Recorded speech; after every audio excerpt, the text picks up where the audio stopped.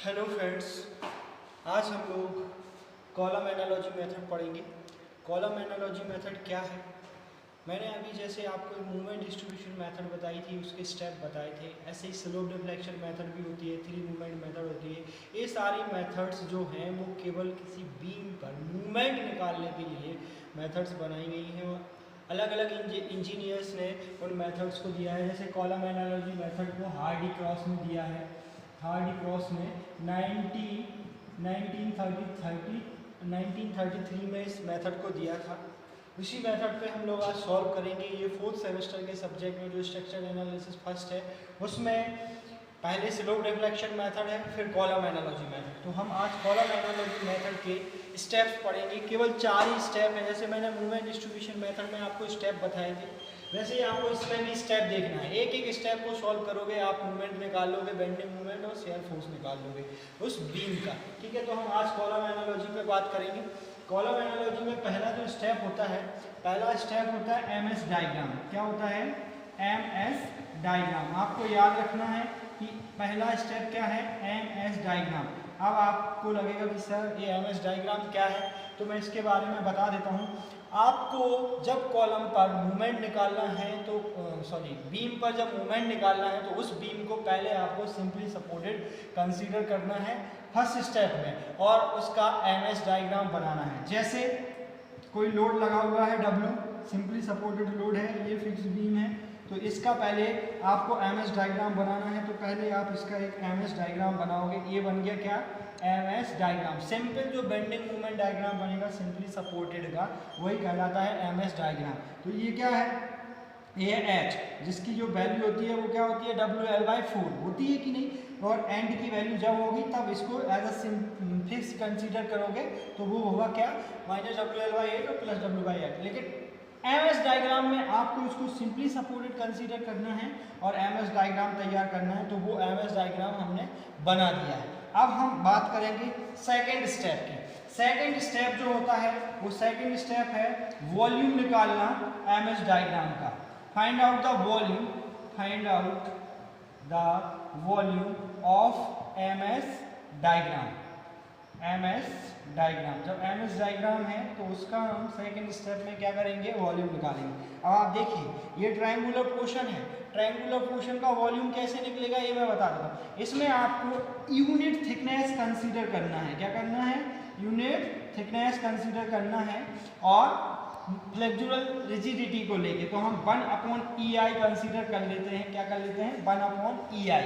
वो क्या है? हमारा यूनिट थिकनेस कंसीडर हो जाता है वहाँ पे। जैसे ही हम इसमें सॉल्व करेंगे तो देखिए इसको वॉल्यूम निकालना है। हमको क्या निकालना है? वॉल्यूम। ये हमारी क्या हो गई? Thickness 1/EI। और वॉल्यूम निकालना है हमें इस पर्टिकुलर पोर्शन का, जिसको हम P से डिनोट करेंगे। किससे डिनोट करेंगे? P से। जब हम P से डिनोट करेंगे तो ट्रायंगुलर पोर्शन का वॉल्यूम क्या होगा? 1/2B × H × T। ठीक है, तो 1/2, इसमें तो कोई इशू नहीं है। V जो है वो रहेगा लेंथ। इस बीम का जो लेंथ होगा क्या होगा? लेंथ, वो होगा आपका क्या? B। और H क्या होगा? WL/4। जो हाइट आपकी यहाँ रहेगी वही H होगा, तो WL/4। ठीक है, इंटू T कितना है? 1/EI। तो इस तरीके से आपको क्या निकालना है? उसका वॉल्यूम। ठीक है, तो ये है सेकंड स्टेप। थर्ड स्टेप हमें निकालना है क्या? MI diagram. क्या निकालना है? MI diagram. तो MI डायग्राम कैसे होगा? फिक्स्ड एंड मूवमेंट्स लेके। क्या होगा? फिक्स्ड एंड मूवमेंट्स निकालेंगे हम उसके पहले। जब फिक्स्ड एंड मूवमेंट्स निकालेंगे, इसमें ये तैयार जैसे ही हो जाता है वॉल्यूम निकल के, तो इसका एक एनालॉगस कॉलम बना देते हैं। क्या बना देते हैं? Analogous column. जो थिकनेस आपने अज्यूम करी है इस टाइप का रेक्टेंगुलर एक कॉलम बन जाएगा, उसको बोलेंगे हम एनालॉगस कॉलम। इसके जस्ट नीचे हम बना देंगे। फिर इन दोनों को जब कंबाइन करके बनाते हैं तो वो हमारा 4th स्टेप में बेंडिंग मूवमेंट डायग्राम कहलाता है। क्या कहलाता है? Bending movement diagram. तो इस फिक्स्ड एंड मूवमेंट्स के कारण हमारा MI डायग्राम बनेगा। और फिक्स्ड एंड मूवमेंट्स कब निकलेंगे? हमें MIA निकालना पड़ेगा एंड MIB निकालना पड़ेगा। ठीक है, तो MI डायग्राम के लिए फिक्स्ड एंड मूवमेंट्स जो निकलेंगे MIA एंड MIB, वो किससे निकलेंगे? जब हम इसमें एक फॉर्मूला होगा। ठीक है, MIA और MIB का एक फॉर्मूला लगाएंगे। जैसे MIA है ये एक्चुअली जो है हम लोगों ने पढ़ा, फोर्थ सेम के स्टूडेंट्स ने अभी नहीं पढ़ा होगा, अभी पढ़ेंगे। ये क्या होता है, स्ट्रेस का एक फॉर्मूला होता है जब सेंटर पे होते हैं। जैसे स्ट्रेस क्या होता है, फॉर्म में आपने पढ़ा है फोर्स अपॉन एरिया। स्ट्रेस क्या होता है, फोर्स अपॉन एरिया जब लोड सेंटर पे लगा हो। लेकिन जब लोड असेंट्रिक लगा हो तो फिर इसी का फॉर्मूला चेंज हो जाता है। वो इसी तरीके से बना है, एक जो नॉर्मल फॉर्मूला होता है वो होता है P upon A plus minus P into e into x upon आई। ठीक है, तो एक्चुअल क्या है, प्लस माइनस जो है, तो जब हम एम आई ए की वैल्यू निकालेंगे, किसकी, एम आई ए की वैल्यू निकालेंगे, तो P upon A plus P into e into x upon I आ जाएगा।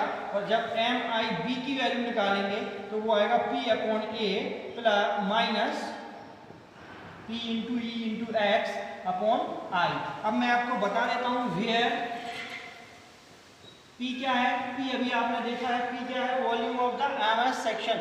जो आपने MS डायग्राम बनाया है उसका क्या होगा, P वॉल्यूम होगा। ये क्या होगा, ये होगा उस पर्टिकुलर सेक्शन का एरिया। और फिर E क्या है, E कहलाती है असेंट्रिसिटी। क्या कहलाती है, E होता है बेटा असेंट्रिसिटी। असेंट्रिसिटी क्या है वो मैं बता देता हूं मैं। X क्या है, सेंट्रोइडल डिस्टेंस CG से, CG डिस्टेंस, इसको हम बोलते हैं x। अब मैं बता देता हूँ असेंट्रिसिटी कहाँ मिलेगी और x क्या कहाँ मिलेगा, ये मैं आपको बता देता हूँ। जैसे क्या होता है, अगर सेंटर पे लोड लगा है, क्या सेंटर पे लोड लगा है तो उसका तो x क्या है, सेम है। x क्या है, सेम है। उसका CG आपको यही मिल जाएगा। कहाँ मिलेगा, इसी जगह पे मिल जाएगा, क्योंकि सेंटर पे लोड लगा है। अगर लोड असेंट्रिक लगा हुआ है, कहाँ लोड ऐसा असेंट्रिक लगा हुआ है, तो यहाँ पे क्या होता है, असेंट्रिक लोड लगने के कारण, लेकिन बीम का सेक्शन का मतलब जो बीम है उसका CG कहाँ पे है, इस जगह पे, इस पॉइंट पे CG है, इस पॉइंट पे CG है, लेकिन लोड असेंट्रिक है। तो इस लोड से लेके यहाँ तक की जो डिस्टेंस होगी, ये लोड से CG तक की डिस्टेंस जो होगी वो कहलाएगी E। उसको बोलते हैं असेंट्रिसिटी। क्या कहलाती है, असेंट्रिसिटी बोलते हैं उसको। ठीक है, और x क्या है, उसकी सेंट्रोइडल डिस्टेंस और पर्टिकुलर सेक्शन की। जैसे बीम जो है वो सेंटर पे लगा है तो वो सेंटर वाली जो डिस्टेंस L/2 हो जाएगी, लेकिन असेंट्रिक लगा है तो वो पर्टिकुलर डिस्टेंस मतलब जो उसमें CG हमको मिल रहा है वो होता है x। और असेंट्रिसिटी क्या होगा, लोड और सेंट्रोइडल डिस्टेंस के बीच में जो पॉइंट लोड लग रहा है उस लोड और सेंट्रोइडल डिस्टेंस जहाँ तक है उसके बीच की जो डिस्टेंस होती है वो कहलाती है असेंट्रिसिटी। फाइनल स्टेप जो फोर्थ स्टेप है, वो फोर्थ स्टेप क्या, इससे बेंडिंग मोमेंट इसका बन जाता है। ये जो फोर्थ स्टेप होता है वो होता है फाइनल मोमेंट निकालना। क्या होता है, फाइनल मूवमेंट निकालना। तो फाइनल मूवमेंट निकालना या नेट मूवमेंट निकालना, उस पर्टिकुलर सेक्शन का जो बीम लिया है उसका नेट मूवमेंट निकालना। तो वो निकलता है MA इक्वल टू फॉर्मूला होता है MS माइनस MIA और MB होता है MS माइनस MIB। तो मैं आपको बता देता हूँ MS मतलब एंड पर मूवमेंट जो था MS देखिए ये था, ये भी MS है और यहाँ पे भी MS है। तो यहाँ मूवमेंट 0 है और ये इस कॉर्नर पे भी मूवमेंट 0, क्योंकि ये क्या है, सिंपली सपोर्टेड का है। सिंपली सपोर्टेड का एंड मूवमेंट्स जो होते हैं वो 0 होते हैं। जिस पॉइंट पे सिंपली सपोर्टेड होता है वो पॉइंट 0 होता है। तो ये चीज 0 हो जाएगी, ये चीज 0 हो जाएगी। यहाँ की जो वैल्यू MIA की वैल्यू आप निकालोगे और MIB की जो वैल्यू निकालोगे वो आपके क्या कहलाएंगे, फाइनल मूवमेंट और नेट मूवमेंट। याद रखना आप बस इतना सा कि अगर बीम पर सेंटर लोड है, क्या है, सेंट्रिक लोड है, तो फिर MIA का फॉर्मूला लगेगा P अपॉन A ओनली। लेकिन असेंट्रिक है तो फिर ये फॉर्मूला लगेगा P upon A plus minus P into e into x upon I. I क्या है, यहाँ पे आई है उस पर्टिकुलर सेक्शन का मूवमेंट। अभी हमने मेथड के बारे में डिस्कस किया था कि कॉलम एनालॉजी मेथड को कैसे करते हैं, किसी बीम पर कैसे बेंडिंग मूवमेंट निकालते हैं। तो मैंने स्टेप बताए थे, एक पहला स्टेप बताया था, सेकंड स्टेप और थर्ड स्टेप। ये सारे स्टेप्स हैं कि हमको कैसे करना है। तो स्टेप बाय स्टेप हम इन क्वेश्चंस को करते हैं। एक्चुअल क्या है, हमको फिक्स्ड एंड मूवमेंट्स निकालने हैं। फिक्स्ड एंड मूवमेंट्स हम किसी बीम के फिक्स्ड एंड मूवमेंट्स कैसे निकालेंगे, बेंडिंग मूवमेंट्स बोलते हैं जैसे। तो उनको निकालने के लिए हमारे पास आपने देखा होगा एक पॉइंट लोड का केस होता है, एक यूडियल लोड का केस होता है, एक असेंट्रिक पॉइंट लोड का केस होता है। तो हम तीनों केस पे डिस्कस करेंगे। अभी हम जो है पहले पॉइंट लोड पर करेंगे फिर यूडीएल पर करेंगे। आपने देखा होगा कि -WL/8 होता है, जो एंड मोमेंट्स होते हैं पॉइंट लोड के वो होता है WL/8, और यूडीएल केस में जो एंड मोमेंट होता है वो होता है WL²/12। तो वो हम निकालेंगे किससे, कॉलम एनालॉजी मेथड से, फिर इसके एक दो न्यूमेरिकल सॉल्व करेंगे। अभी हम फिलहाल पॉइंट लोड के लिए कैसे कॉलम एनालॉजी मेथड से हम उसके एंड मोमेंट्स निकालते हैं, इन स्टेप्स को लगा के मैं वो करता हूँ। ठीक है, पहले मैं एक क्वेश्चन में ले लेता हूँ पॉइंट लोड, फिर मैं दूसरे क्वेश्चन में ले लेता हूँ क्या, यूडीएल। ठीक है, तो मैं पॉइंट लोड लूंगा और यूडीएल, इसी में मैं दो पार्ट में अलग अलग कर देता हूँ इसको। ठीक है, और फिर मैं इसको सॉल्व करूंगा। ठीक है, तो मैंने सबसे पहले यहाँ ले लिया क्या, एक पॉइंट लोड का केस, क्या लिया, पॉइंट लोड का केस ले लिया, जिस पर सेंटर पर पॉइंट लोड लग रहा है W। ठीक है, ये A एंड है और एक B एंड है, और ओवरऑल इसका जो स्पान है वो है L, सेंटर पे लग रहा है तो ये L/2 और L/2। स्टेप फर्स्ट मैंने आपको बताया है, क्या बताया, स्टेप फर्स्ट है MS डायग्राम निकालना। क्या निकालना, MS डायग्राम मतलब सिंपली सपोर्टेड कंसीडर करके उसका बेंडिंग मोमेंट डायग्राम बनाना। ठीक है, मैंने सिंपली सपोर्टेड कंसीडर किया और इसका भी एक बेंडिंग मोमेंट बनाया, ये लोड लग रहा है यहाँ पे, ये बन गया इसका बेंडिंग मोमेंट डायग्राम। ठीक है, क्या बन गया, बेंडिंग मोमेंट डायग्राम। ठीक है, ये तो फर्स्ट है, ये ओवरऑल स्पान कितना है, L है, और इसको बोलते हैं हाइट बोलेंगे, या फिर इसको बोलेंगे मैक्सिमम मूवमेंट। ये पॉइंट क्या होता है, मैक्सिमम मूवमेंट, जिसको हम H से डिनोट करते हैं, जिसकी वैल्यू होती है WL/4। आपने फॉर्मूला भी देखा होगा, मैंने बनाया है कि पॉइंट लोड जहां लगता है उसका मैक्सिमम मूवमेंट होता है WL/4। तो ये मैक्सिमम मूवमेंट क्या है, WL/4। अब हमको चाहिए ये वैल्यू और ये वैल्यू, इसको हम बोलेंगे क्या, MS डायग्राम। अब हम सेकेंड स्टेप को डिस्कस करते हैं, ये तो फर्स्ट स्टेप हुआ। अब देखिए आप यहाँ पे स्टेप सेकेंड क्या है, स्टेप सेकेंड जो है वो इस पर्टिकुलर पोर्शन के वॉल्यूम को फाइंड करना है, किसको, वॉल्यूम को। ठीक है, तो हम वॉल्यूम निकालेंगे, वॉल्यूम ऑफ MS डायग्राम। कौन से डायग्राम का वॉल्यूम निकालना है, volume of MS diagram. MS diagram का वॉल्यूम निकालेंगे तो डायग्राम कैसे, P से डिनोट करेंगे उसको, 1/2 B into H into T। अब T कहाँ है, T की वैल्यू क्या होगी, मैंने बोला था यूनिट कंसीडर करना है, T की वैल्यू होगी 1/EI। और 1/EI का होगा जब सेम फ्लेक्सुरल रिजिडिटी होगी, मतलब I की वैल्यू जब कांस्टेंट होगी तभी होगा 1/EI। अगर I की वैल्यू चेंज हो जाएगी तो ये भी चेंज हो जाएगा। यहाँ पे हम निकालेंगे P क्या है 1/2, B क्या है L, ठीक है, इंटू H क्या है WL/4, T क्या है 1/EI, क्या है 1/EI। अब हम बात करेंगे कि इसकी वैल्यू कितनी आई, P इक्वल टू कितना हो जाएगा, ये आप देख लीजिए, फॉर्मूला हो जाएगा आपका WL²/8EI। दिख रहा है, ये P का वैल्यू निकल के आ गया, मतलब वॉल्यूम जो आया MS डायग्राम का निकल के आ गया, MS डायग्राम का वॉल्यूम को निकल के आया WL²/8EI।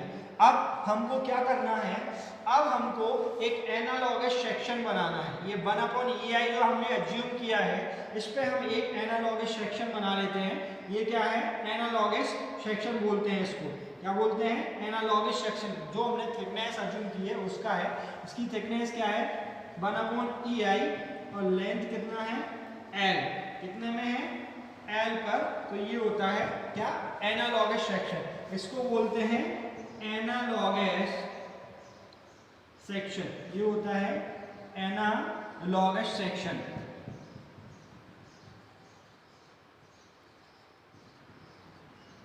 ठीक है, और जिसका लेंथ जो होता है वो L होता है 1/EI। अब हमको क्या करना है, अब हमको स्टेप थर्ड करना है। क्या करना है, स्टेप थर्ड। मैंने आपको बताया था कि स्टेप थर्ड में होता है MI डायग्राम बनाना। क्या होता है, MI डायग्राम बनाना। तो MI के लिए आपको एंड मोमेंट्स चाहिए, क्या चाहिए, MIA और MIB। जब MI डायग्राम बनाना है तो एंड मोमेंट्स आएंगे। एक्चुअल क्या है, अब हमारा क्वेश्चन है MI डायग्राम बनाना। क्या बनाना, MS डायग्राम, MI डायग्राम बनाओगे।